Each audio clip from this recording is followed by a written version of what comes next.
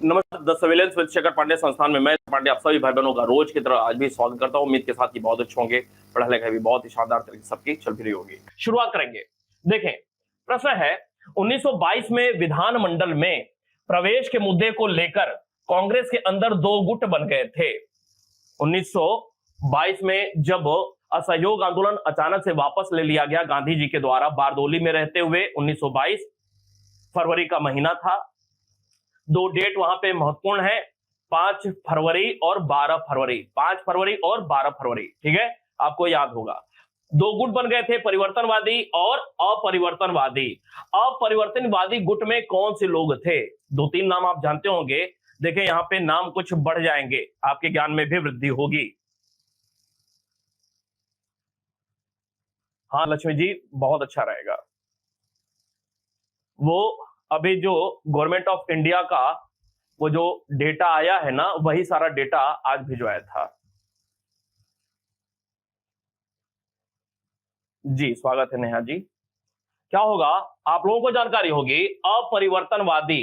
अपरिवर्तनवादी कहने का मतलब जो कि गांधीवादी गुट वाले हैं, गांधी जी के गुट वाले हैं, वह अपरिवर्तनवादी कहा जाता है उनको। परिवर्तनवादी गुटों में 2-3 नाम बहुत ही फेमस हैं। आप जानते होंगे, CR दास का नाम, विट्ठल भाई पटेल का नाम, मोतीलाल नेहरू आदि का नाम। ये लोग परिवर्तनवादी कहे जाते हैं। जो परिवर्तनवादी हैं वो चुनाव के माध्यम से विधानमंडल में प्रवेश कर सरकार की या यूं कह लें 1919 के अधिनियम में जो भी कुछ बातें थी उसकी पोल खोलना चाहते थे, और पोल खोलने के लिए वह विधानमंडल का सहारा लेते हैं। विधानमंडल का सहारा लेते हैं। यह कौन से लोग हैं? परिवर्तनवादी हैं। उनका भी मोटो कोई गलत नहीं था, इनका भी उद्देश्य कोई गलत नहीं था। हालांकि गांधी जी ऐसा नहीं चाहते थे। गांधी जी का मानना था कि 2 प्रकार से हम काम कर सकते हैं राष्ट्रीय आंदोलन के अंतर्गत देश को आजाद कराने के लिए। एक तो जब आवश्यकता हो तब हमें संघर्ष छेड़ना है, जब आवश्यकता हो तब हमें संघर्ष छेड़ना है। संघर्ष के अंतर्गत भी गांधी जी का यह मानना था कि हम एक लंबे समय तक संघर्ष नहीं कर सकते हैं, क्योंकि निश्चित रूप से समाज में जो घर परिवार होते हैं, घर परिवार के सारे लोग संघर्षरत हो जाते हैं। कोई भी एक व्यक्ति अगर संघर्ष में भाग ले रहा है, आंदोलन में भाग ले रहा है, तो उसका पूरा का पूरा परिवार कहीं ना कहीं उससे जुड़ा हुआ है। किसी भी आंदोलन को, संघर्ष को बहुत लंबे समय तक खींचा नहीं जा सकता है, क्योंकि हमारे पास संसाधन सीमित हैं। ऐसे में वो क्या कहते थे कि जब संघर्ष का समय नहीं चल रहा हो तो आत्मबल को मजबूत करने का हमें प्रयास करना है, हमें आत्मनिर्भर होने का प्रयास करना है। इसीलिए गांधी जी इस संघर्ष विराम संघर्ष की नीति में यकीन रखते थे। संघर्ष विराम और संघर्ष की नीति में यकीन रखते थे। यह एक क्रम गांधी जी के द्वारा देखने को मिलता है। संघर्ष विराम संघर्ष फिर संघर्ष, यह एक क्रोनोलॉजी में यह प्रक्रिया गांधी जी के द्वारा देखने को मिलती है। संघर्ष का मतलब आंदोलन, बहुत लंबा समय आंदोलन में नहीं जाया किया जा सकता है। तो विराम के समय काल में क्या होना चाहिए? गांधी जी कहते हैं हमें रचनात्मक कार्य करने चाहिए। रचनात्मक कार्य, आपको तमाम सारे गांधी जी के रचनात्मक कार्य निश्चित रूप से पता होंगे। तो यहां पे बात हो रही है अपरिवर्तनवादियों की। इसमें वल्लभ भाई पटेल का नाम आपको पता है, इसमें राजेंद्र प्रसाद का नाम पता है, इसमें हकीम अजमल खां का नाम पता है। ये सारे के सारे लोग किस रूप में जाने जाते हैं? तो ये सारे के सारे लोग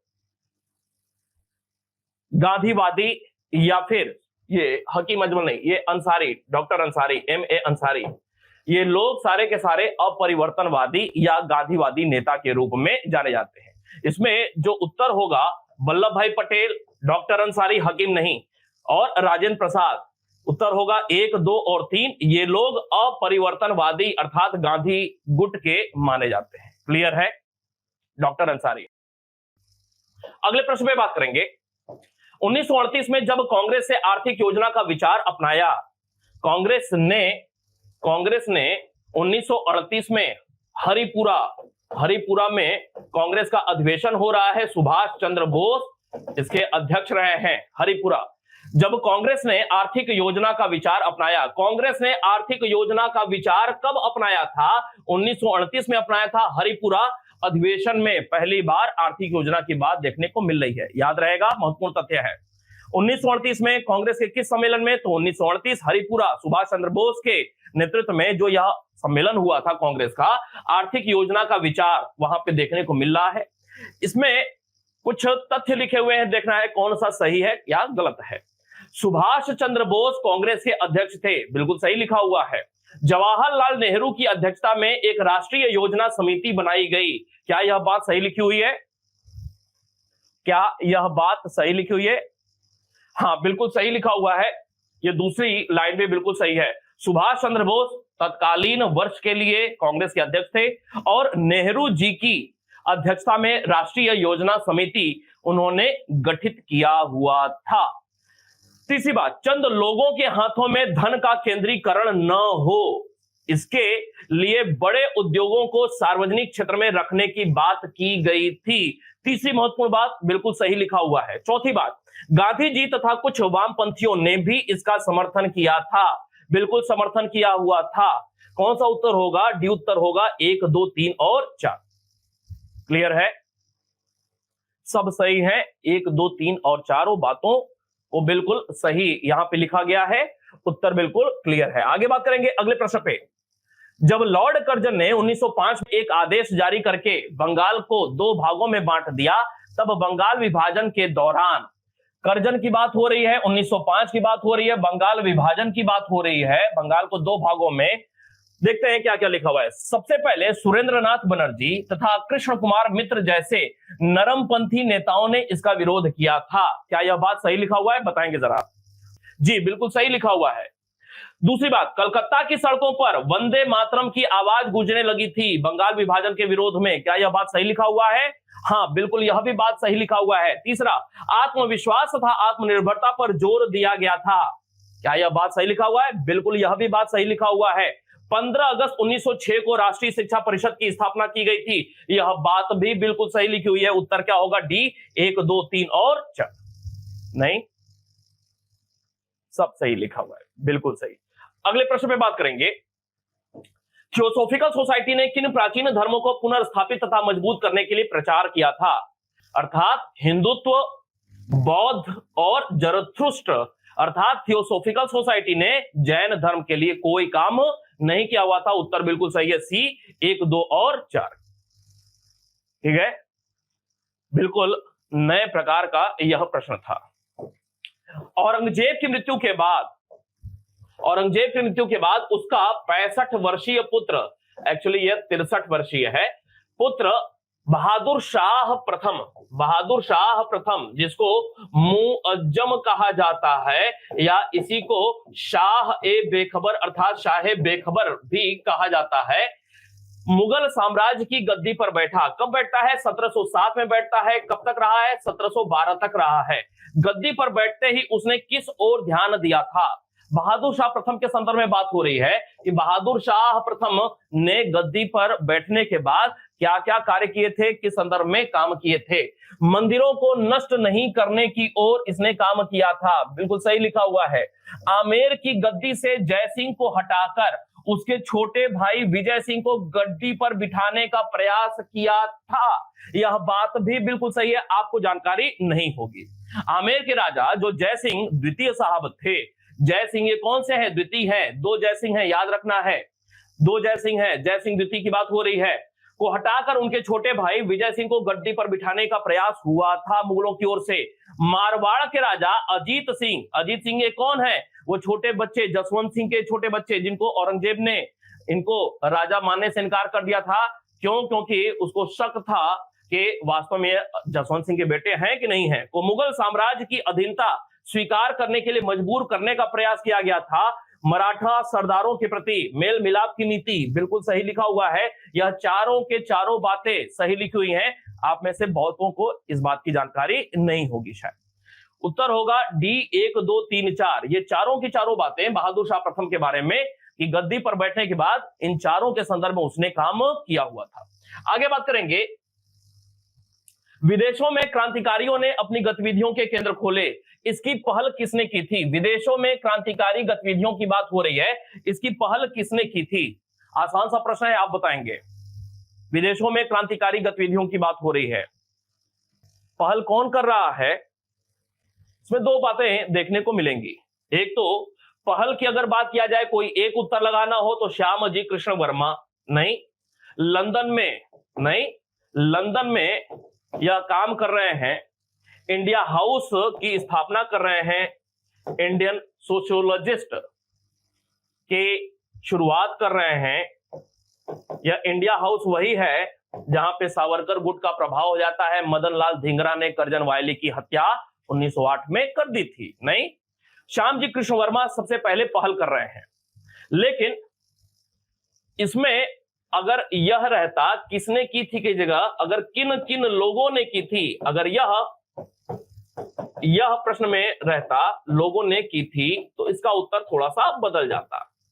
अब इसमें क्या हो जाता, श्याम जी कृष्ण वर्मा भी हो जाते, सावरकर भी प्रयास कर रहे हैं इंडिया हाउस से, लंदन से, हरदयाल भी कर रहे हैं। दो अलग अलग प्रकार के यहां पे प्रश्न बन सकते हैं। क्लियर है? उत्तर होगा इसका फिलहाल पहल किसने किया हुआ था, तो एक उत्तर होगा पहल किसने किया था, श्याम जी कृष्ण वर्मा। किन किन लोगों ने किया था, तो यह भी हो जाएंगे, यह भी हो जाएंगे, यह भी हो जाएंगे, और भी बहुत सारे लोग हैं जो कि भारत से बाहर काम कर रहे हैं। नहीं, अंबा प्रसाद नहीं है, यह किसान संगठन से जुड़े हुए नेता रहे। आगे बात करेंगे सूफी अंबा प्रसाद। बारदोली का प्रसिद्ध सत्याग्रह जिस समय शुरू हुआ था, उस समय निम्नलिखित में से कौन सी घटना हुई थी? बारदोली का प्रसिद्ध सत्याग्रह कब हो रहा है? 1928 में। कोई एक विदेशी भी था जिसने बारदोली सत्याग्रह के दौरान वहां पे रहते हुए आंखों देखा वर्णन किया था। कोई बताएगा कौन था वो? जिस समय बारदोली सत्याग्रह शुरू हुआ था उस समय कौन सी घटना हुई थी? बिल्कुल नए प्रकार का प्रश्न है, अनजाना सा प्रश्न होगा आपके लिए। देखिए, खड़गपुर के रेलवे वर्कशॉप में एक लंबी हड़ताल हुई जो महीनों तक चली थी। बारदोली घटना के बाद यह चीज देखने को मिलती है। खड़गपुर में नहीं जानकारी होगी, दिमाग में डाल लेना है। दूसरा, जमशेदपुर में टाटा के लौह इस्पात कारखाने में भी हड़ताल हुई। सुभाष चंद्र बोस का हड़ताल के समाधान में महत्वपूर्ण योगदान रहा। इतिहास में, किताबों में यह घटना भी लिखी हुई है। बंबई की कपड़ा मिलों में सबसे बड़ी हड़ताल हुई, जहां 1.5 लाख मजदूरों ने 5 महीनों से अधिक समय तक हड़ताल किया था। यह भी बात लिखी हुई है। इतना देशव्यापी असर हुआ था कि बारदोली गुजरात में एक छोटा सा स्थान, इतना ज्यादा यह केस हाईलाइट हुआ था कि इतिहास की सारी छोटी बड़ी किताबों में, गाइड में, हर जगह इसका उल्लेख देखने को मिलता है। उत्तर होगा डी, 1, 2 और 3। क्लियर है?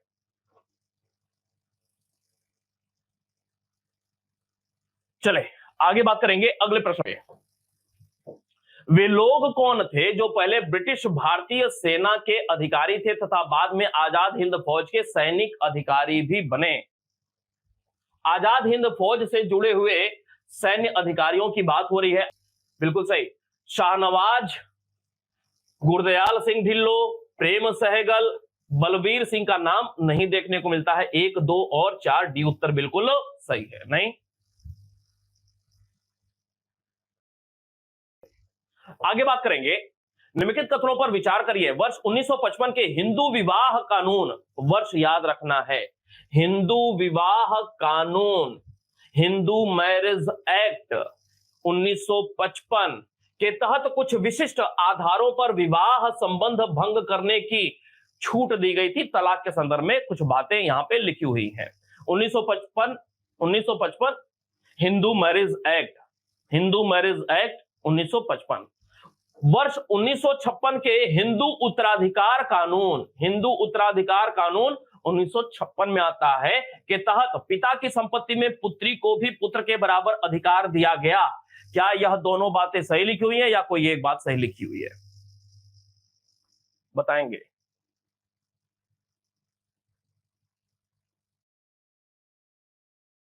सी उत्तर बिल्कुल सही है। 1 और 2 दोनों यह बात सही लिखी हुई है।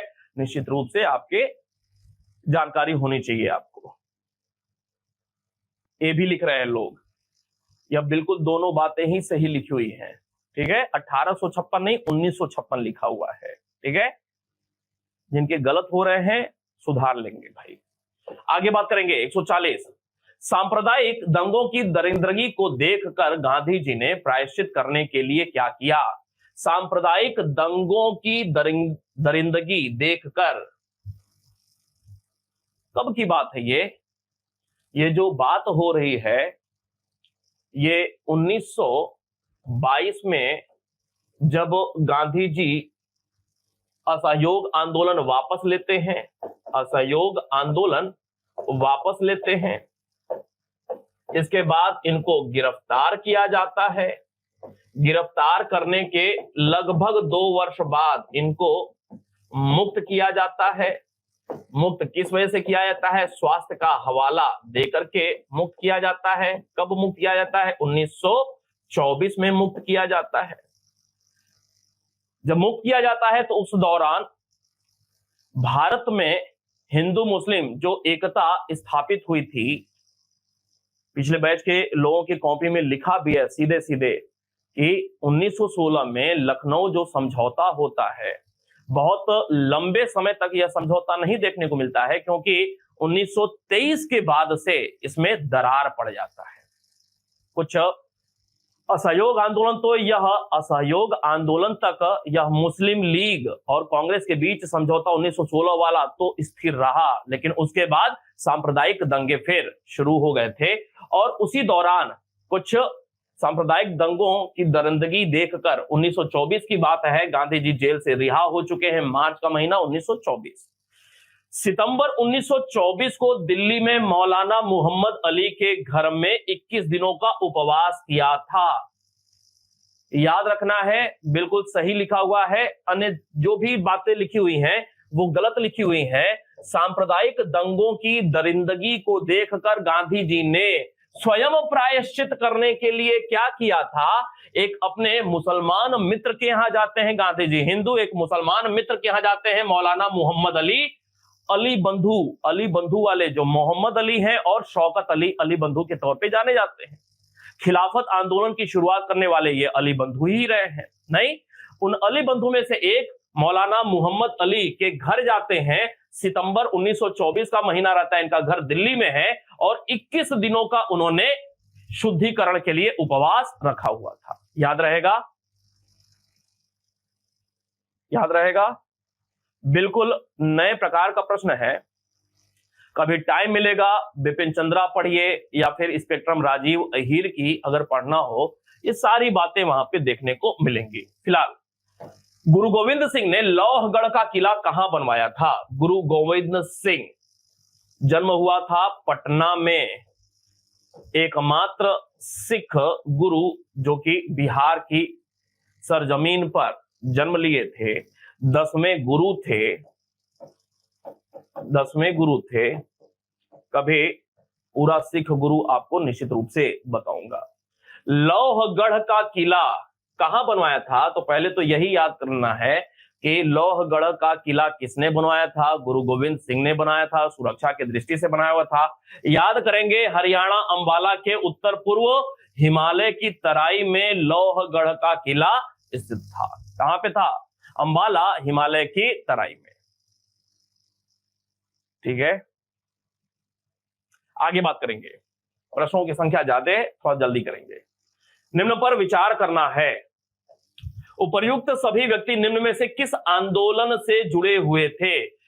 एमएन जोशी, दीवान चमनलाल, वीवी गिरी, शिवराम। किससे जुड़े हुए थे? कोई बताएगा? इन लोगों का नाम जाना पहचाना लग रहा है। जोशी जी का नाम, वीवी गिरी का नाम, ये लोग मजदूर आंदोलन से, एटक वाला नाम तो याद ही होगा, ऑल इंडिया ट्रेड यूनियन। वो ट्रेड यूनियन किससे संबंधित है? मजदूरों से संबंधित है, मजदूर आंदोलन से संबंधित है, मजदूर संघ आंदोलन से संबंधित है। नहीं, आगे बात करेंगे। इसमें जो अन्य 2 नाम है वो भी याद रख लेना, शिवराम और चमनलाल। शिवराम और चमनलाल। ठीक है, आगे बात करेंगे, मिलान करना है। मैसूर में किसानों का जो विद्रोह होता है वह 1830-34 के बीच होता है। पहले तो ये याद कर लें, नहीं याद है मैं याद कराता हूं। मैसूर कर्नाटक में किसानों का विद्रोह होता है 1830-34 के बीच में। नोट करिए, तुरंत एक बार रिवाइज कर लीजिएगा। प्रश्न आएगा, एक पक्का है, एक प्रश्न निश्चित रूप से आएगा। यह जो प्रश्न है ना, किससे संबंधित है? आप लोग 1857 का विद्रोह तो यह बहुत बढ़िया से जानते हैं, लेकिन इस 1857 के विद्रोह की पृष्ठभूमि में अनेक विद्रोह देखने मिलते हैं। अनेक विद्रोह, ये जो अनेक विद्रोह हैं वह या तो किसानों के विद्रोह हैं, किसान विद्रोह हैं, या फिर जनजातीय या आदिवासी विद्रोह हैं, या फिर रजवाड़ों के विद्रोह हैं, आदि विद्रोह देखने को मिलते हैं। ठीक है, धर्म से जुड़े हुए विद्रोह हैं, धार्मिक व्यक्तियों के विद्रोह हैं, फकीर विद्रोह, कूका विद्रोह, वहाबी आंदोलन नहीं, ये सब ब्रिटिश शासन 1757 में आरंभ होता है।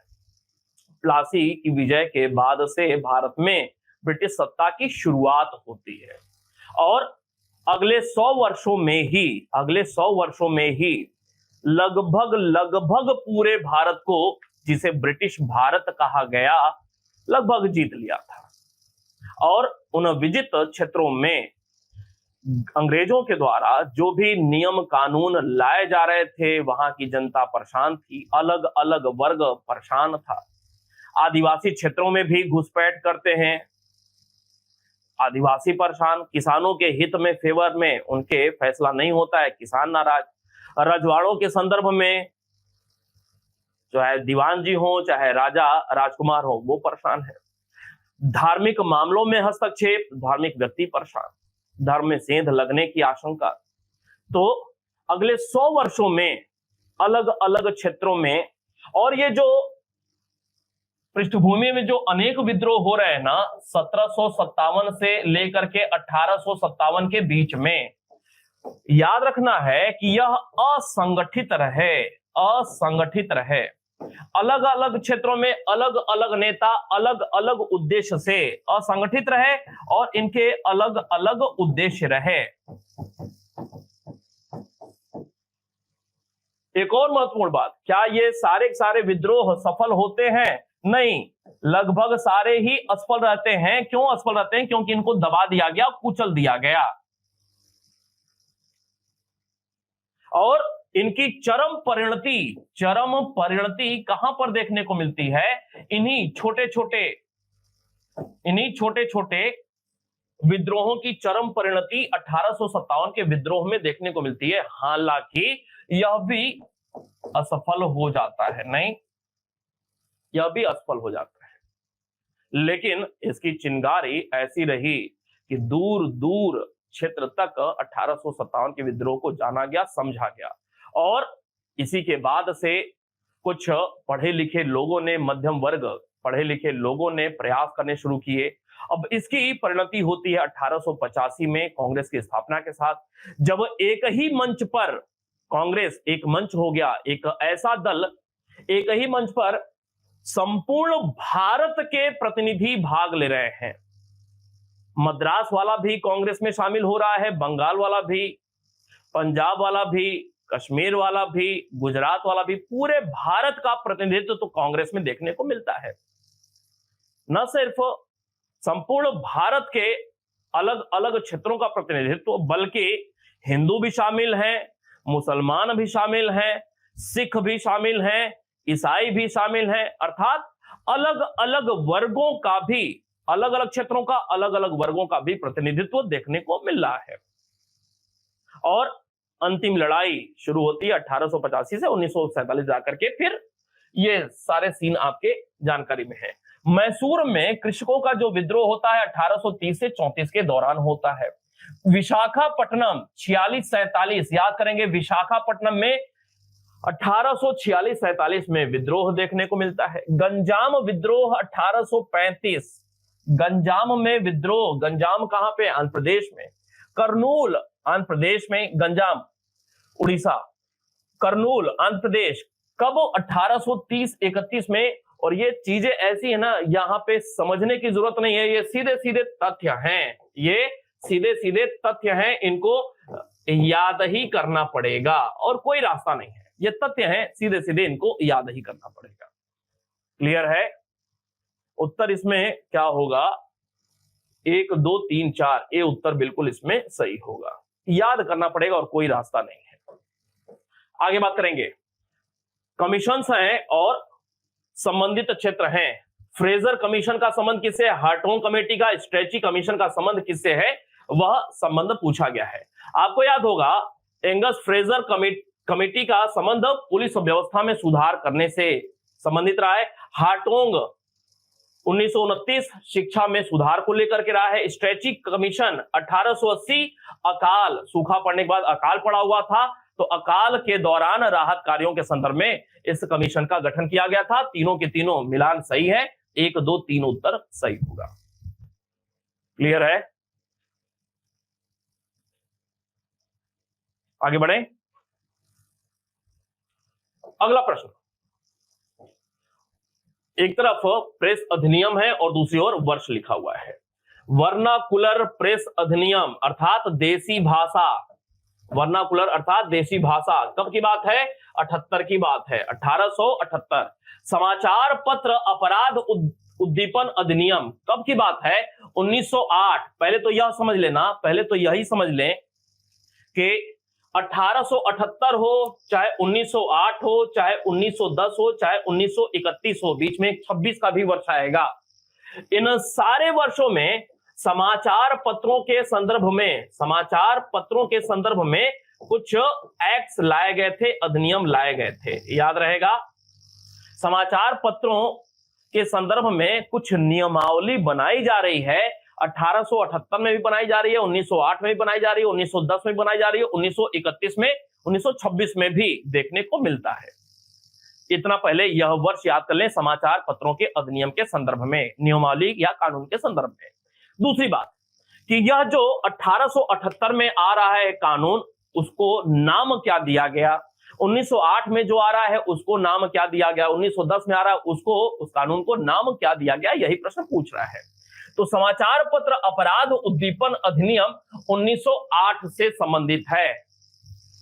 जुबान से बोलते रहे। भारतीय प्रेस अधिनियम के नाम से 1910 में अधिनियम आया था। 1910 में जो समाचार पत्र से संबंधित अधिनियम आया था वह प्रेस एक्ट के, इंडियन प्रेस एक्ट के नाम से ही आया था, जबकि भारतीय प्रेस इमरजेंसी पावर एक्ट कब आया था? 1931 में आया हुआ था। ये चारों की चारों बातें मिलान में सही हैं। उत्तर तो फिलहाल है 1 2 3 और 4। आपको निश्चित रूप से याद नहीं होगा, याद करने की जरूरत है। बहुत ही महत्वपूर्ण सारे प्रश्न हैं जो हम लोग रोज ये प्रश्न कर रहे हैं ना, हर क्षेत्र से संबंधित, राष्ट्रीय आंदोलन के हर क्षेत्र से संबंधित प्रश्न है। कोई भी ऐसा एक क्षेत्र नहीं छूटा हुआ है जहां से प्रश्न कवर नहीं हो रहे हों। इन सारे क्षेत्रों से संबंधित आपकी परीक्षा में प्रश्न पूछे जाएंगे। कोशिश आपकी यही होनी चाहिए थी, यही होनी चाहिए आगे, कि जितना अधिक से अधिक हो सकता है चीजों को रिवाइज करने पे फोकस करें। आगे बढ़े, अगली बात। इंग्लैंड निम्नलिखित क्रांतिकारियों में से कौन कौन अंग्रेज अधिकारियों की इंग्लैंड में हत्या के आरोप में फांसी की सजा पाए? इंग्लैंड में हत्या के आरोप में फांसी की सजा पाए अंग्रेज अधिकारियों की हत्या हो रही है, कुछ क्रांतिकारी कर रहे हैं।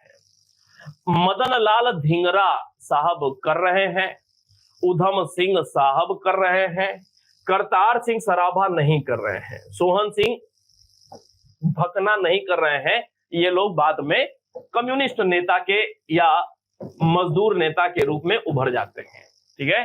मदन लाल धिंगरा के संदर्भ में आपको याद होगी, अभी थोड़ी देर पहले भी बताया कि 1908 की बात थी, इन्होंने इंडिया हाउस में, कहां पे, इंडिया हाउस में इन्होंने क्या किया था, इंडिया हाउस में करजन वायली की हत्या की हुई थी। नहीं, करजन वायली की हत्या की हुई थी। आपको याद होगा, सावरकर गुट से जुड़े हुए यह व्यक्ति थे मदनलाल धिंगरा। उधम सिंह के बारे में आपको याद होगा कि इन्होंने डायर, हैरी और डायर की हत्या की। कहां पे हत्या की? लंदन में ही हत्या की, और जहां तक मुझे याद है वर्ष था 1940 का। करजन वायली की हत्या, एक तथ्य याद रखना है। जलियांवाला बाग डायर की हत्या, दूसरा तथ्य। और इन दोनों के बीच में एक और सैंडर्स की हत्या हो रही है, लाला लाजपत राय वाले सैंडर्स की हत्या हो रही है 1928 में, लेकिन यह भारत में हो रही है, विदेश में नहीं हो रही है। ये तीन निश्चित रूप से आपको याद होगा, पता होगा। क्यों भाई?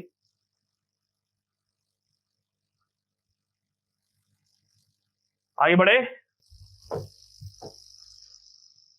निम्न नेताओं पर विचार करिए: बलवंत राय मेहता, मणिलाल कोठारी, जी.आर. अभ्यंकर, सुधाकर राव, जे.एन. सेनगुप्ता। कौन कौन all India state people conference कब गठन हुआ था इसका? कोई बताएगा? All India state peoples conference के प्रमुख संयोजक थे। इसका गठन कब हुआ था? याद आ रहा है? क्या उत्तर होगा इसमें? देखें, all India state people conference की बात हो रही थी, आपको बताया हुआ था बलवंत राय मेहता सचिव पद पर रहे, यह जुड़े हुए थे। नाम याद करेंगे, महत्वपूर्ण तथ्य है। मणिलाल कोठारी जुड़े हुए थे। G.R.. Abhyankar all India state people conference से जुड़े हुए थे। यह तीन लोग जुड़े हुए हैं। सुधाकर राव का नाम मुझे याद नहीं है। नलिनी सेनगुप्ता भी इससे संबंधित नहीं। नलिनी सेनगुप्ता। क्या उत्तर होगा? 1, 2 और 3। नहीं पता हो लिखते चले जाना चाहिए। नहीं पता है ना तो लिखते चले जाना चाहिए। बार बार ये सब मौके नहीं मिलेंगे। पेन कॉपी बहुत तेजी से चलते रहना चाहिए। एक अच्छे स्टूडेंट की यह पहचान होती है। लिखते लिखते ही बहुत सारी चीजें ध्यान में आती जाती हैं। मिलान करना है, क्रांतिकारी संस्थाएं हैं और संस्थापक हैं। आसान है, आप बताइएगा। आसान सा प्रश्न है, आप बताइएगा। चलें, अभिनव भारत किससे संबंधित है? क्या यह विनायक दामोदर सावरकर से संबंधित है क्या? क्यों भाई? अनुशीलन समिति किससे संबंधित है? बारेंद्र घोष, भूपेंद्रनाथ दत्त से संबंधित है, बंगाल की। ढाका अनुशीलन समिति पुलिन दास और पी मित्रा से संबंधित है। आत्म उन्नति समिति विपिन बिहारी गांगुली से संबंधित है, बंगाल में।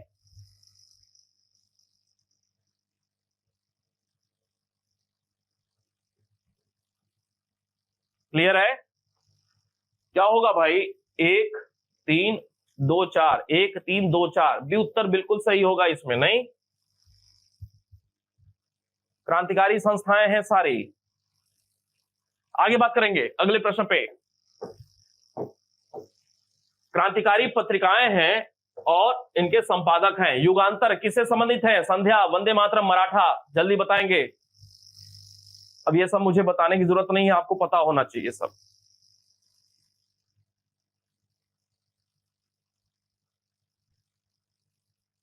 क्या उत्तर होगा? युगांतर किससे संबंधित है? भूपेंद्रनाथ दत्त से संबंधित है। संध्या, ब्रह्म बांधव उपाध्याय की संध्या। वंदे मातरम, अरविंद घोष। मराठा, बाल गंगाधर तिलक। क्या होगा? 1, 3, 1, 3 भी उत्तर बिल्कुल सही होगा। नहीं, आगे बात करेंगे, जल्दी बढ़ेंगे। निम्न पत्रिकाओं में किनका संपादन अरविंद घोष ने किया था? अरविंद घोष ने किसका किसका संपादन किया हुआ था? तो वंदे मातरम का संपादन किया था, कर्मयोगिन का संपादन किया हुआ था, याद करेंगे। आपको नहीं पता है, मुझे, मैं जानता हूं आपको नहीं पता है। कर्मयोगिन, आप वंदे मातरम जानते हैं, कर्मयोगिन नहीं जानते हैं। युगांतर इनसे संबंधित नहीं है, संध्या इनसे संबंधित नहीं है। क्या उत्तर होगा? 1 और 2। कर्मयोगिन अरविंद घोष से संबंधित है। आगे बात करेंगे 151, मिलान करना है। सामाजिक सुधार से संबंधित कुछ संस्थाएं हैं। देव समाज, सामाजिक सेवा संघ, सेवा समिति, सेवा सदन और पूना है भाई, पूजा लिख दिया है, पूना है, पूना सेवा सदन। देव समाज किससे संबंधित है? शिव नारायण अग्निहोत्री संबंधित है। आप पहले उत्तर करें, मैं तो बताऊंगा ही, आप पहले उत्तर करें।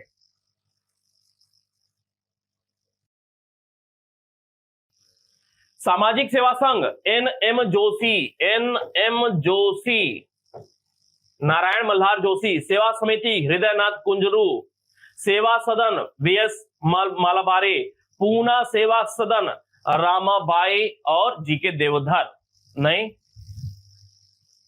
ठीक है, सारे लोग सही हैं। 1 2 3 4 5 सब मिलान वाला है। आगे बात करेंगे, मिलान करना है। अलीगढ़ आंदोलन किससे संबंधित है भाई? सैयद अहमद खान से संबंधित है। मोहम्मदन लिटरेरी सोसाइटी किससे संबंधित है? अब्दुल लतीफ से संबंधित है। अहमदिया आंदोलन किससे संबंधित है? मिर्जा गुलाम अहमद से संबंधित है। देवबंद आंदोलन किससे संबंधित है? कासिम ननौतबी से संबंधित है। नहीं याद है?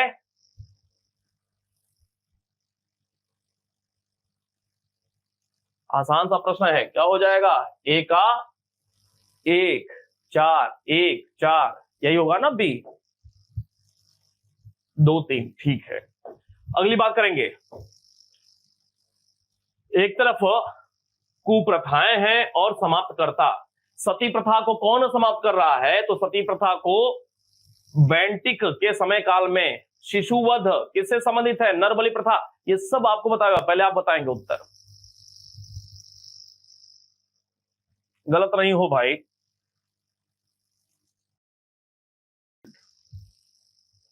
शिशुवध किससे संबंधित है? वेलेजली से संबंधित है। नरबलि प्रथा किससे संबंधित है? हार्डिंग प्रथम से संबंधित है। दास प्रथा एलनबोरो से संबंधित है। क्या उत्तर होगा? 2 1 4 3, नहीं 2 1 4 3।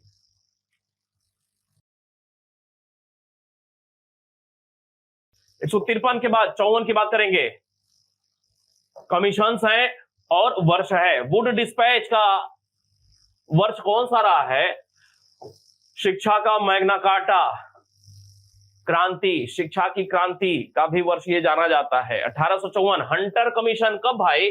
82 में। यूनिवर्सिटीज एक्ट कब? 1904 में। सैडलर कमीशन कब? 1917 में। क्या होगा उत्तर?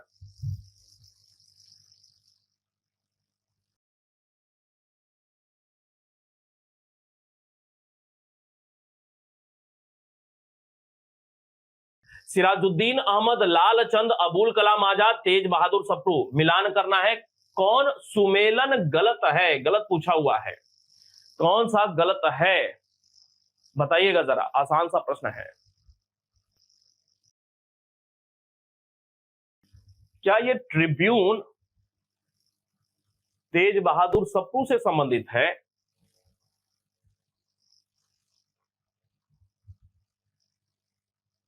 मजीठिया, दयाल सिंह मजीठिया ना?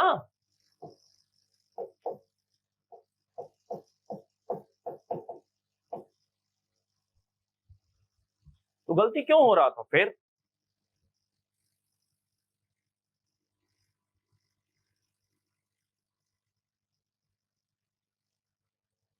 आगे बात करेंगे। ऊपर के जो तीनों थे ना, वो सब सही थे। नहीं पता है, लिख लीजिए। इस पे आते हैं। 1857 विद्रोह से संबंधित निम्न कारणों पर विचार करिए। ब्रिटिश भारतीय सेना में यूरोपीय तथा भारतीय दलों की संख्या में असमता। जनरल सर्विस एनलिस्टमेंट एक्ट के अंतर्गत बंगाल आर्मी के सभी रंगरूटों को भारत के भीतर अथवा बाहर सेवा के लिए तत्पर रहने का आदेश। एनफील्ड राइफल को समाविष्ट करना। इसमें पूछा क्या गया है समझिएगा। 1857 के विद्रोह का कारण पूछा गया है, का कारण यह पूछा गया है। इन तीन बातों में से कौन से सही कारण रहे हैं जिसकी वजह से 1857 के विद्रोह में भूमिका मिलती है। देखिए 1857 के विद्रोह के कारणों की बात करते हैं। लिखा है पहला कि ब्रिटिश भारतीय सेना में यूरोपीय तथा भारतीय दलों की संख्या में समानता नहीं थी। क्या यह कारण था 1857 के विद्रोह होने में? मुझे लगता है कि यह कारण नहीं था कि 1857 का विद्रोह हो गया कि भारतीय सैनिक नाराज हैं कि हम 5 हैं और अंग्रेज आप लोग 2 ही हैं। तो यह कारण नहीं था। जनरल सर्विस एनलिस्टमेंट एक्ट के अंतर्गत बताया हुआ है कि सामान्य योग्यता अधिनियम के अंतर्गत यह बात की गई थी कि किसी भी सैनिक को कहीं भी लगाया जा सकता है। तो उसी संदर्भ में बात लिखा हुआ है, इससे सैनिक नाराज थे क्योंकि 7 समुंदर पार वाला कॉन्सेप्ट एक था। जाति से बहिष्कृत होने का डर होता था। मध्यकालीन समाज ऐसा हावी था भारत में इस समय काल में भी कि लोग यह समझते थे कि समुंदर पार करके अगर हम कहीं और जाते हैं तो हमारा धर्म पथ भ्रष्ट नष्ट हो जाएगा, जाति से हमें बहिष्कृत कर दिया जाएगा। इस वजह से लोग यह काम पसंद नहीं करते थे। एनफील्ड राइफल को समाविष्ट करना, नहीं, ब्राउन बेस के स्थान पे एनफील्ड राइफल। इसमें क्या उत्तर होगा? इसमें उत्तर होगा 2 और 3। ये उत्तर बिल्कुल सही होगा, पहला नहीं। ठीक है, आगे बात करेंगे। निम्नलिखित में से सबसे पहले किसने बंगाल में ब्रिटेन की वस्तुओं के बहिष्कार का सुझाव दिया था? बंगाल में ब्रिटिश वस्तुओं के बहिष्कार का सुझाव किसने दिया था बताएंगे। कृष्ण कुमार मित्र संजीवनी में सबसे पहले बहिष्कार की बात करते हैं, बिल्कुल सही बात है। 158 की बात करेंगे। भारतीय स्वतंत्रता संघर्ष के दौरान स्वदेशी आंदोलन से संबंधित निम्न में से कौन सा एक कथन सही नहीं है? स्वदेशी आंदोलन से संबंधित कथन सही नहीं है। सूरत में 1907 को कांग्रेस विभाजन स्वदेशी आंदोलन को कमजोर करने वाला था। क्या यह बात सही लिखी हुई है? हाँ, बिल्कुल सही लिखा हुआ है।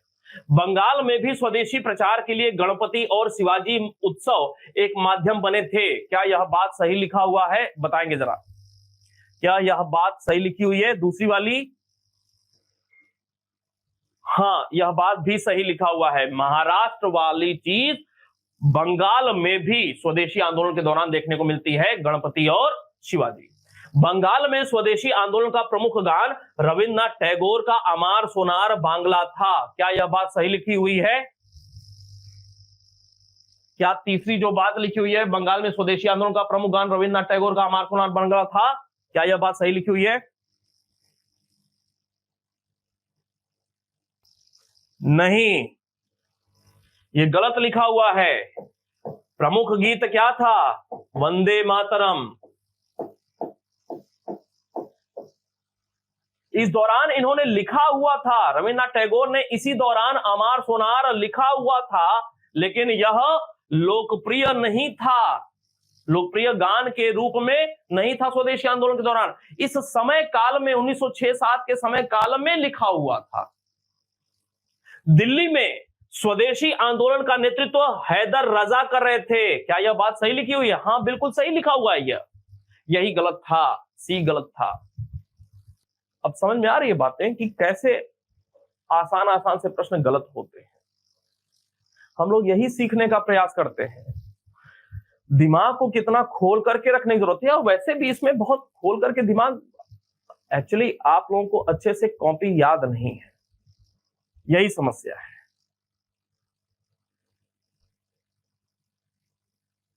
आगे बात करेंगे। निम्न कथनों पर विचार करिए। उपर्युक्त कथनों में कौन सा सही है? नेहरू कमेटी की रिपोर्ट में शामिल कई मौलिक अधिकार बिना किसी बड़े परिवर्तन के भारत के संविधान में भी उपस्थित हैं। क्या किसी को जानकारी है? हाँ, ऐसा है, उपस्थित हैं, थोड़े बहुत परिवर्तन के साथ। 1931 के कराची प्रस्ताव में उल्लिखित कई सामाजिक और आर्थिक अधिकारों को भारत के संविधान के अंतर्गत राज्य के निदेशक तत्व में अभिव्यक्ति मिली है। आप में से लोगों को जानकारी नहीं होगी, यह भी बात सही लिखी हुई है। दोनों बातें सही हैं, उत्तर होगा डी, 1 और 2, दोनों बातें सही हैं। चले आगे बात करेंगे। यद्यपि प्रथम पंचवर्षीय योजना में, अच्छा प्रश्न है, प्रथम पंचवर्षीय योजना में कृषि को प्राथमिकता थी, तथापि योजना की अवधि के अंत तक कृषि उत्पादन में नाम मात्र की ही बढ़ोतरी हुई थी। क्या यह बात सही लिखा हुआ है? क्यों भाई, क्या यह बात सही लिखा हुआ है? बताएंगे जरा। प्रथम पंचवर्षीय योजना के दौरान क्या ऐसी बात थी? सही है, बिल्कुल सही है। ठीक है, दूसरी बात, भिलाई, राउरकेला, दुर्गापुर के लौह तथा इस्पात संयंत्र प्रथम पंचवर्षीय योजना के दौरान स्थापित किए गए थे। क्या यह बात सही लिखा हुआ है? क्या होगा? उत्तर होगा केवल 1। ठीक है, आगे बात करेंगे।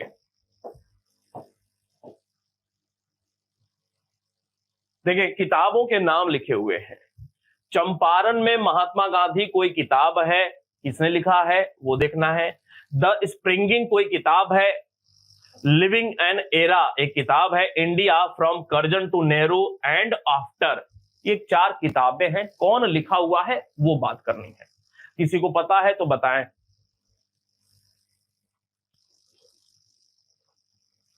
चले मैं बताता हूं।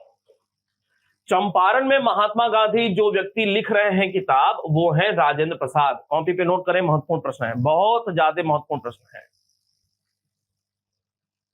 चंपारण में महात्मा गांधी कौन लिख रहा है? राजेंद्र प्रसाद। द स्प्रिंगिंग कौन लिख रहा है? यूटोपे। यूटोपे कौन लिख रहा है? यूटोपे। नोट करें, द स्प्रिंगिंग नामक किताब कौन? यूटोपे। लिविंग एन एरा कौन लिख रहा है? DP Mishra. Living in an era, DP Mishra. India from Curzon to Nehru and after, Durga Das. कौन लिख रहे हैं? दुर्गा दास। ठीक है, याद कर लेना है। और ये वाला तो कई बार प्रश्न पूछा जा चुका है। आगे इसका नंबर होगा, इसका नंबर होगा, इसका नंबर होगा। आगे बात करेंगे। 1857 से संबंधित निम्नलिखित घटनाओं का सही क्रम बताना है। सही क्रम बताइए। आसान सा प्रश्न है, पता होगा आपको।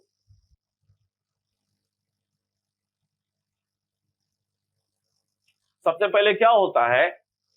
सबसे पहले बैरकपुर का विद्रोह होता है, 1 नंबर। फिर उसके बाद मेरठ का विद्रोह होता है।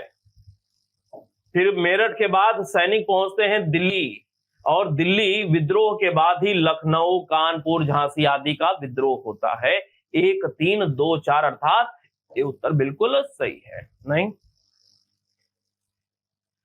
बहुत बढ़िया। चलें, ये तो पता है आपको, लड़ाई झगड़े वाली बातें खूब पता रहती हैं आप लोगों को। महात्मा गांधी ने 1922 में असहयोग आंदोलन वापस ले लिया। सही है, बिल्कुल। भारतीय लोगों ने राजनैतिक मामलों में रुचि लेना कम कर दिया था। क्या उत्तर होगा?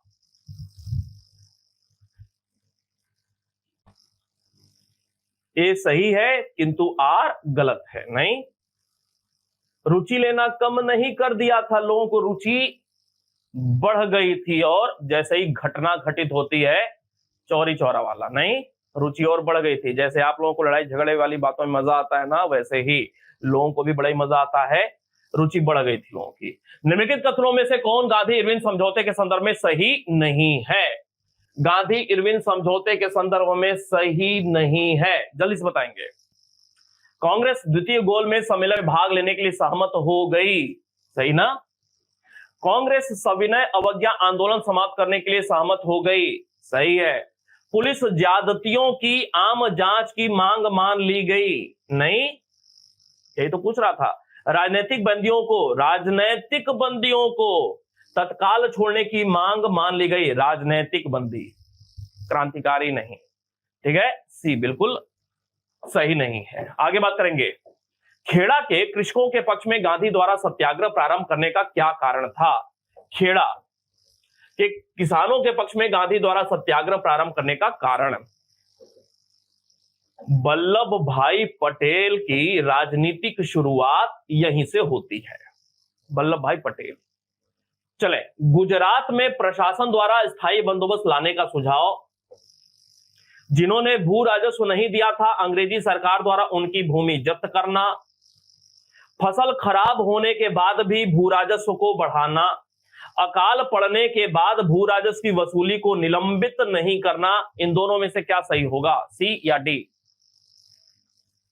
डी भी पढ़िए, डी भी पढ़िए ध्यान से।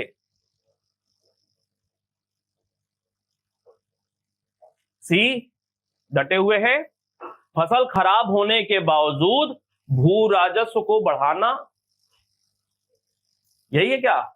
मुझे लग रहा है गलत है। फिर से देखिए, डी उत्तर भी देखिए, इस पर विकल्प 100% सी, तो मैं बताता हूं 100% गलत है ये सही है उत्तर डी।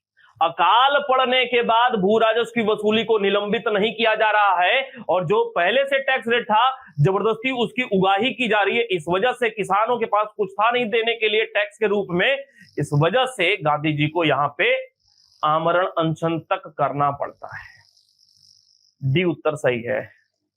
चले आगे बात करेंगे। निम्न कथनों पर विचार करिए। बंबई में S.A. डांगे द्वारा, ये समाजवादी नेता के रूप में, वामपंथी नेता के रूप में जाने जाते महत्वपूर्ण नाम है, द्वारा गांधी और लेनिन, कौन लिख रहा है? डांगे, नामक पुस्तिका प्रकाशित की गई तथा द सोशलिस्ट नामक प्रथम समाजवादी साप्ताहिक निकाला गया था। आप में से अधिकांश लोगों को शायद जानकारी नहीं होगी, बात बिल्कुल सही लिखा हुआ है। पता है किसी को? लिखिएगा कॉपी पे, नोट करिएगा, बंबई भूल जाइए बिल्कुल। S.A. Dange dash Gandhi and Lenin and the socialist, बस बात खत्म, एक लाइन में। S.A. डांगे डैश करके Gandhi and Lenin and the socialist. आगे बात करेंगे। बंगाल में मुजफ्फर अहमद ने नवयुग नामक समाचार पत्र निकाला था। नीचे लिखिए, मुजफ्फर अहमद डैश नवयुग, सही है बिल्कुल। और ये लोग कौन है? ये लोग वामपंथी नेता के तौर पे जाने जाते हैं, वामपंथी हैं, सारे मशहूर नेता रहे वामपंथी नेता, तथा बाद में कवि नजरुल इस्लाम के सहयोग से बंगाल पत्रिका की स्थापना की। नजरुल इस्लाम लिखिए तीसरी लाइन पे, डैश बंगाल पत्रिका। आगे बात करेंगे। मद्रास के रहने वाले थे सिंगारवेलु, मद्रास के रहने वाले थे सिंगारवेलु। सिंगारवेलु ने लेबर किसान गजट की स्थापना की थी। सिंगारवेलु, अगली लाइन तीसरी लाइन में, सिंगारवेलु डैश लेबर किसान गजट। ये तीनों के तीनों बातें बिल्कुल सही है, बहुत ही महत्वपूर्ण है। ठीक है, उत्तर क्या होगा इसमें? बी होगा। 1, 2 और 3 तीनों के तीनों सही लिखेंगे। आगे बढ़े।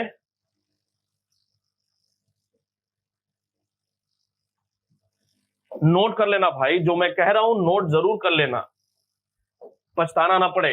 भारत का कौन सा गवर्नर जनरल अरबी, फारसी एवं बंगाली भाषाओं का जानकार था? बताइएगा।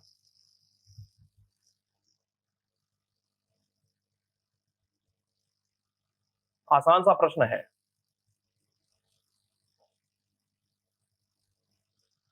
कॉर्नवालिस, डलहौजी, बेंटिक और हेस्टिंग्स, कौन था भाई? आसान सा प्रश्न है, वॉरेन हेस्टिंग्स। आगे बात करेंगे 168, भारतीय सिविल सेवा कब प्रारंभ हुई थी? भारतीय सिविल सेवा कब प्रारंभ हुई थी? कॉर्नवालिस के समय, हेस्टिंग्स के समय, कर्जन के समय, कैनिंग के समय? उत्तर होगा कॉर्नवालिस के समय, ए उत्तर।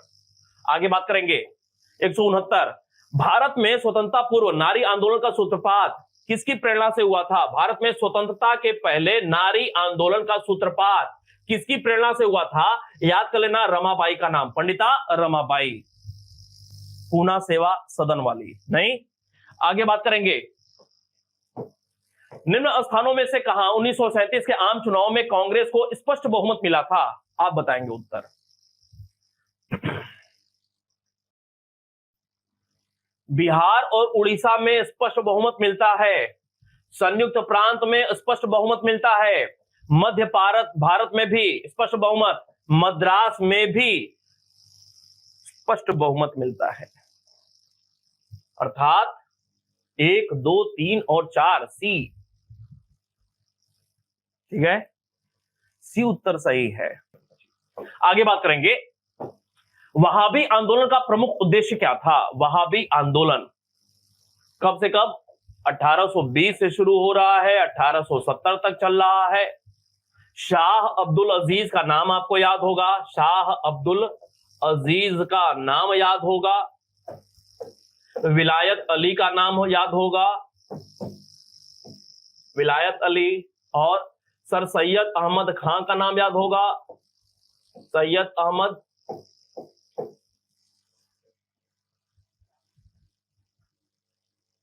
सैयद अहमद बरेलवी, सॉरी नहीं,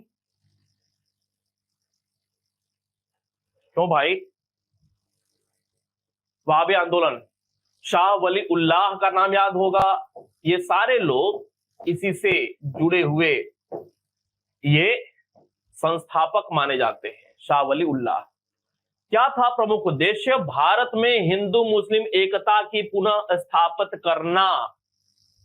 स्थापना करना, ये उत्तर बिल्कुल सही है।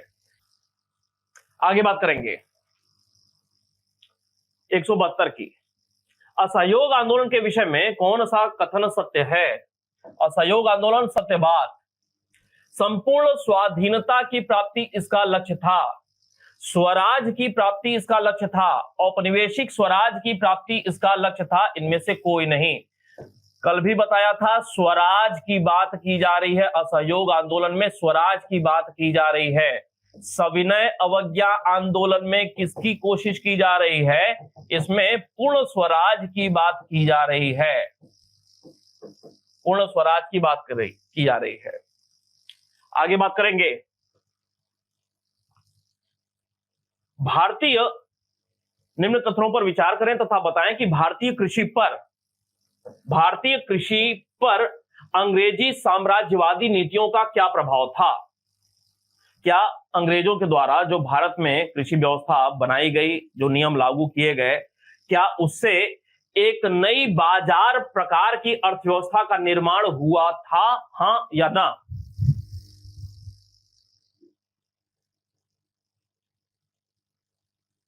हुआ था, हां या ना? उत्तर है ना।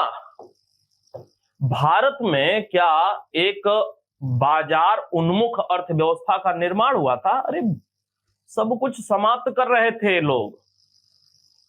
भूस्वामियों एवं जोतने वाले किसानों के बीच ध्रुवीकरण हुआ, लोग एक हो रहे थे कि हम खत्म हो जाएंगे, अंग्रेज हमें खत्म कर रहे हैं, ध्रुवीकरण हो रहा है। भूमि विहीन मजदूरों की संख्या में वृद्धि होती है, ग्रामीण शिल्पकारों में बेरोजगारी बढ़ती है। एक नहीं होगा, 2, 3 और 4 सही है इसमें। कॉन्सेप्ट वाला प्रश्न है भाई। आगे बात करेंगे 174 पे, निम्न युग्मों में कौन सा गलत सुमेलन है? बताइएगा। 1887 भारतीय राष्ट्रीय कांग्रेस का अधिवेशन बंबई, 1916 लखनऊ, 1922 गया में, 1939 त्रिपुरी में, कौन सा गलत है?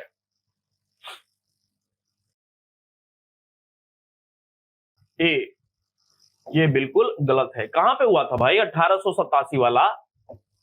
1887 वाला कहां पे हुआ था? बंबई। फिर उसके बाद कहां पे हो गया था? कलकत्ता। फिर उसके बाद आगे बात करेंगे। मिलान करना है। स्थानीय स्वशासन 1892 का अधिनियम, भारतीय राष्ट्रीय कांग्रेस की स्थापना, शिमला शिष्टमंडल, किस गवर्नर जनरल के समय काल में ये घटनाएं होती हैं? आप बताएंगे जरा।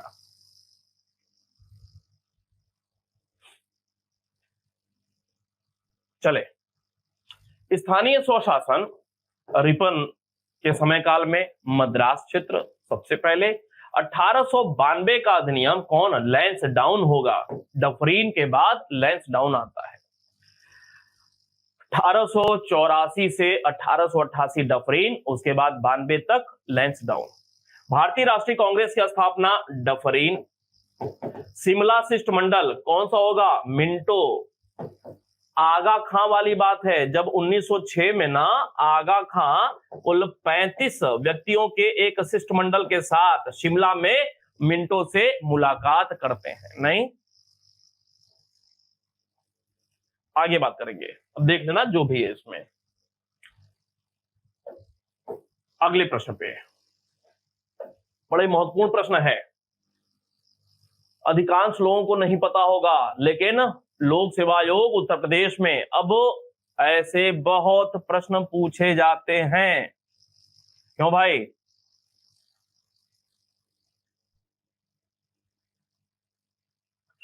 चलें, कॉपी फिर नोट करेंगे, कॉपी पे फिर नोट करेंगे। 1921 में नोट करिए, 1921 डैश अवध किराया अधिनियम, अवध क्षेत्र में किराया अधिनियम लाया जाता है 1921 में। नोट करिएगा, जरूरी है। 1926 में आगरा काश्तकारी अधिनियम लाया जाता है। 1926 डैश आगरा काश्तकारी अधिनियम। 1938 में बंबई लघु संपत्ति धारक राहत अधिनियम लाया जाता है अंग्रेजी शासनकाल में। 1938 बंबई। 1939 उत्तर प्रदेश काश्तकारी अधिनियम लाया जाता है। याद रहेगा, नोट कर लेना मेरे भाई, याद कर लीजिएगा, नोट कर लेना। इस बार की परीक्षा के लिए भी बड़ा ही महत्वपूर्ण प्रश्न है यह। मिलान करना है, युद्ध है और दूसरी तरफ संधि है। आप बताएंगे, आसान सा प्रश्न है।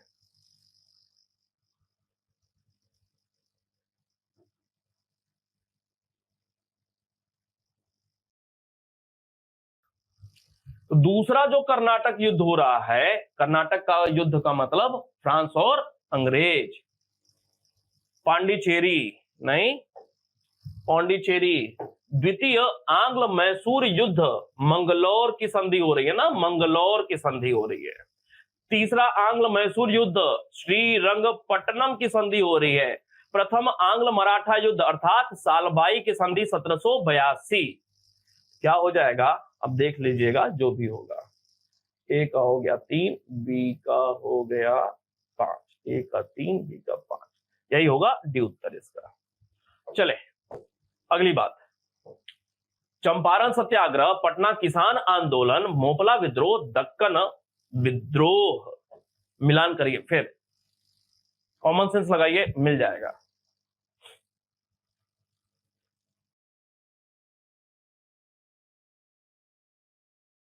चंपारण सत्याग्रह कहां पे हो रहा है? बिहार, उत्तरी बिहार, उत्तरी बिहार। पटना किसान आंदोलन बंगाल में हो रहा है। मोपला विद्रोह केरल में हो रहा है। दक्कन अर्थात आंध्र प्रदेश का क्षेत्र समझ लें, कर्नाटक का क्षेत्र समझ लें, अहमदनगर। ठीक है, जो भी होगा देख लीजिएगा। चले, ये भी बहुत ही अच्छा सा प्रश्न है और यूपी पीसीएस वालों के लिए बड़ा ही हिट प्रकार का प्रश्न है।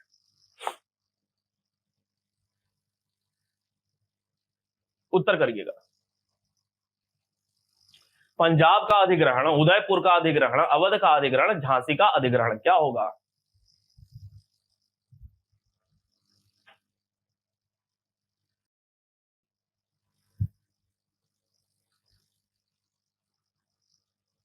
पंजाब का अधिग्रहण कब हो रहा है भाई? 1800 नहीं, डलहौजी आता है। फिर उदयपुर का अधिग्रहण कब हो रहा है? उदयपुर और बघाट 1850 का वर्ष है। फिर उसके बाद झांसी का अधिग्रहण कब हो रहा है? 1853 में हो रहा है। अवध का अधिग्रहण कब हो रहा है? 1856 में हो रहा है। यही है ना भाई? क्यों, क्या उत्तर होगा इसमें? बी उत्तर बिल्कुल सही है, 2 1 4 3। आसान सा प्रश्न था लेकिन कुछ लोगों के गलत हुए हैं।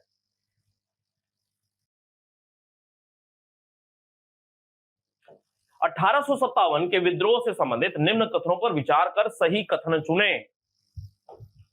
विद्रोहियों को मौलवी अहमदुल्ला द्वारा नेतृत्व प्रदान किया गया था, क्या यह सही लिखा हुआ है? हाँ, सही लिखा हुआ है। विद्रोहियों का कोई स्पष्ट राजनैतिक परिप्रेक्ष्य नहीं था, क्या यह सही लिखा हुआ है? सही लिखा हुआ है। झांसी की रानी ने तात्या टोपे के साथ अंग्रेजों से युद्ध किया था, क्या यह सही लिखा हुआ है? हाँ, सही लिखा हुआ है। कहां पे? ग्वालियर में ना, ग्वालियर में ये दोनों मिलकर के। इलाहाबाद में विद्रोह का नेतृत्व खान बहादुर खान ने किया था, यह गलत लिखा हुआ है, क्योंकि खान बहादुर खान कहां पे? बरेली में नेतृत्व कर रहे हैं। और जहां तक इलाहाबाद की बात है तो इलाहाबाद में लियाकत अली साहब है। नहीं, लियाकत अली साहब। क्या होगा? 1 2 3 सही है, बी उत्तर बिल्कुल सही है। क्लियर है? आगे बात करेंगे, मिलान करना है। बख्त खां कहां से संबंधित है? दिल्ली में विद्रोह का नेतृत्व। अहमदुल्ला कहां से? फैजाबाद। लियाकत अली कहां से? इलाहाबाद। खान बहादुर खान कहां? बरेली। याद होगा आप लोगों को? नहीं? चले, जो भी होगा देख लीजिएगा। 19वीं शताब्दी में जनसंख्या में वृद्धि के फलस्वरूप कृषि पर अत्यधिक जनसंख्या दबाव बढ़ गया था। 19वीं सदी अर्थात 1800 समथिंग, जनसंख्या में वृद्धि के फलस्वरूप कृषि पर अत्यधिक जनसंख्या दबाव बढ़ गया था। इसके कारण क्या थे? हस्तशिल्प तथा ग्रामीण लघु उद्योगों के विनाश के कारण जनता कृषि की ओर उन्मुख हुई। क्यों भाई? सही है ना? सही लिखा हुआ है। अंग्रेजों की औपनिवेशिक नीति के कारण भारतीय वस्त्र उद्योग नष्ट हो गए थे। सही लिखा हुआ है, वस्त्र उद्योग नष्ट हो गए, लोग खेती की ओर चले गए, औद्योगिक काम बंद। नगरों में अंग्रेजों के निवास के कारण जनता गांव में कृषि पर निर्भर हो गई। नहीं, ऐसा नहीं था कि अंग्रेज नगरों में रह रहे तो जनता डर के मारे गांव में चली गई, ऐसा नहीं था। उत्तर क्या होगा? 1 और 2 डी बिल्कुल सही उत्तर है। नहीं? वेरी गुड, बहुत बढ़िया। आगे बात करेंगे। बंगाल में अंग्रेजों के विरुद्ध सन्यासियों तथा फकीर विद्रोह हुआ था, बिल्कुल सही है। बंगाल में अंग्रेजों के विरुद्ध सन्यासी विद्रोह हो रहा है, फकीरों का विद्रोह, फकीर विद्रोह हो रहा है। अंग्रेजों द्वारा भारत की धार्मिक परंपरा में हस्तक्षेप के कारण सन्यासी तथा फकीर विद्रोह हुए थे। ए और आर दोनों सही है, सही व्याख्या भी करता है। नहीं?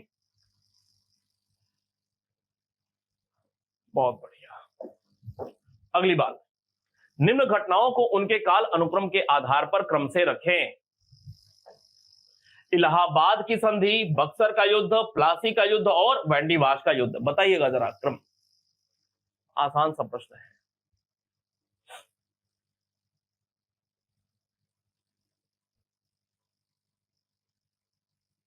क्या होगा भाई?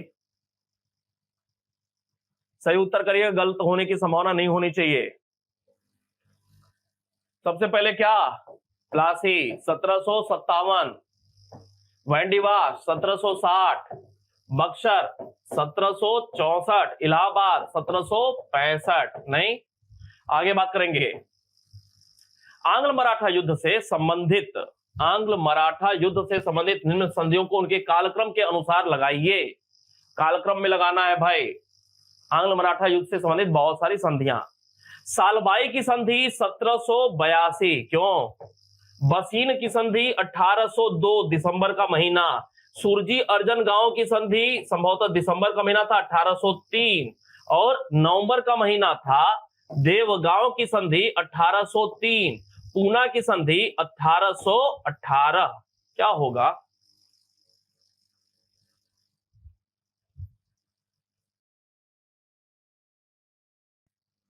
मतलब 1 2 3 4 5, 1 2 3 4 5, बिल्कुल सही है। 185। मिलते हैं फिर, धन्यवाद।